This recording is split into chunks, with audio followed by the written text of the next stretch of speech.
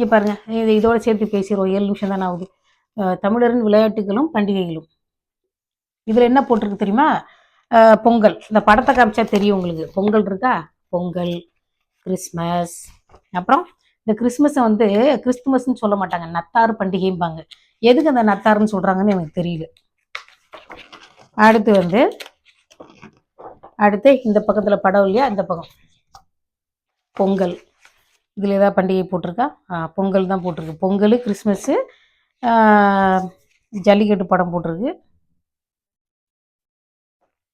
இதெல்லாம் போட்டிருக்கு. இதில் என்ன விளையாட்டுகள்னா துடுப்பாட்டம், உதைப்பந்தாட்டம், கைப்பந்தாட்டம், வலைப்பந்தாட்டம், கூடைப்பந்தாட்டம், இந்த மாதிரி விளையாட்டுகள்லாம் வந்து விளையாடுறாங்க. மேலை தேசத்தவர்களின் விளையாட்டுகள் இதெல்லாம் விளையாடுறாங்க அப்படின்னு சொல்லி போட்டிருக்கு. இதில் வந்து ஒரு எனக்கு இது இப்போ சுவாரஸ்யமாக இருக்குது இல்லை, அதை பற்றி நான் ஒன்றும் யோசிக்கல. திருக்குறள் இல்லாமல், ஆத்திச்சூடி இல்லாமல், ஒரு நன்னெறி நூட்கள் எதுவும் இல்லாமல் நம்மளாம் எவ்வளோ படிப்போம். ஒரு 15 வரி மனப்பாடம் பண்ணுவோம்.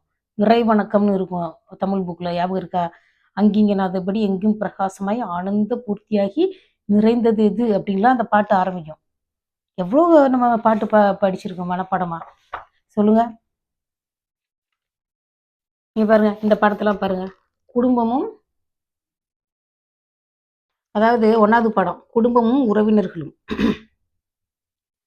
இது ரொம்ப சவச்சவன்னு இருக்குது. அப்புறம் வந்து இதில் மம்மி டாடின்னு கூப்பிட்றாங்களாம். அதாவது சில வெளிநாட்டில் இருக்கிறவங்க. இந்தியாவிலே கூப்பிடுவாங்க மம்மி டாடின்னு. அப்புறம் வந்து இதில் ரொம்ப சந்தோஷமான ஒரு விஷயம் என்னென்னா, இந்த பக்கத்தை பாருங்க. அது என்ன போட்டுருக்குன்னு வாசிக்கிறேன். உறவு முறைகளை குறிப்பிட்டு அழைப்பதில் அத்தைங்கிற வார்த்தை 6ஆம் கிளாஸ் புக்கில் வந்திருக்கு. அத்தை என்பது, அதாவது இந்தியாவில் அத்தைன்னு சொல்லுவாங்க, இலங்கையில் மாமின்னு சொல்லுவாங்க. அப்படி சுருக்கமாக டப்பு டப்புன்னு எழுதணும். இங்க பாருங்க, இந்த சென்டென்ஸை பாருங்க எப்படி இருக்குங்க.